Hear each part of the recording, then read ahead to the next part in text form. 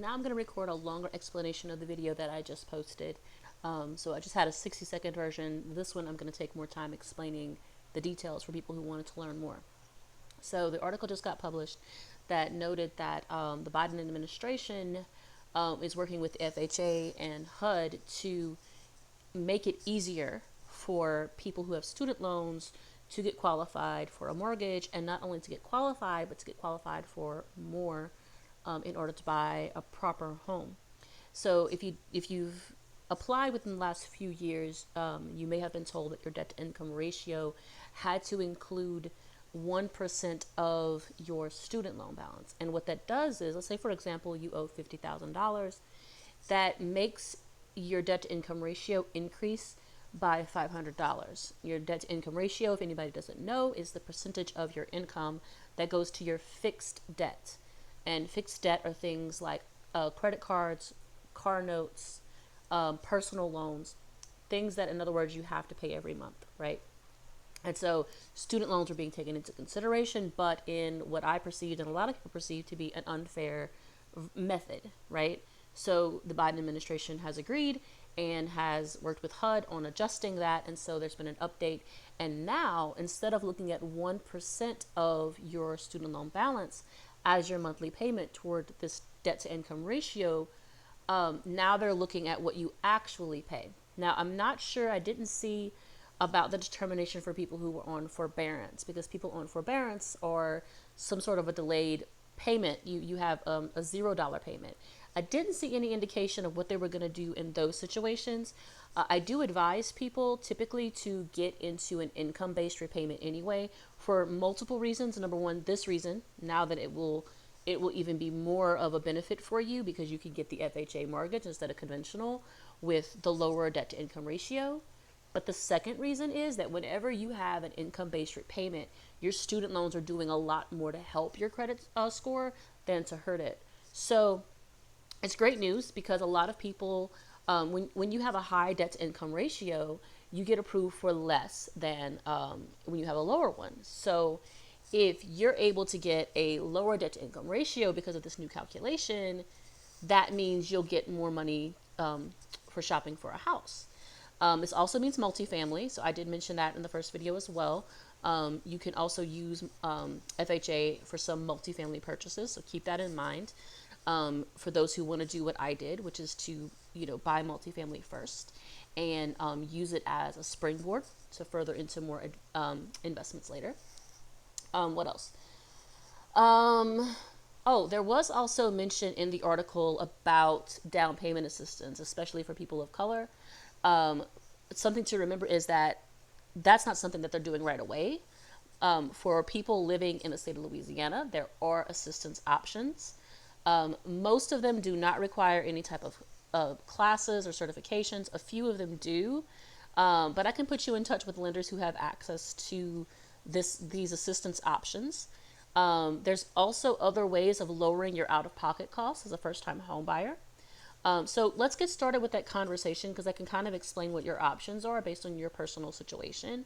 But the point is that you don't have to wait for the federal down payment assistance conversation to continue. You should start acquiring building your wealth now. I always tell this to people. They say, well, maybe I should wait a year, save up some money, and then do it. And I'm like, but you're wasting your money, right? If you're in a situation where you could buy now, you don't want to waste your money on rent. You should honestly go ahead and buy something so that your money is going toward something that is growing wealth for you. So something that I've mentioned in previous videos is that the reason I'm able to buy this next property with very little out of my pocket is because my home gained enough equity that I could use it toward another purchase. And my primary residence is a double, but even for someone who lives in a single family house, you still can do that, right? So if you don't want to have multifamily, you want to have a single family house, that's fine. You can still utilize your equity in the way that I am to purchase other real estate or invest in business or do other wealth growth things with money. And what's beautiful about it is that when your property value increases, that's passive income. You don't have to do anything. You just live in it, right? And so in 3 years, my house went from being valued at 145, and that value increased in 3 years to 236 this year. So that's a substantial jump in property value. And I was able to borrow part of that to invest.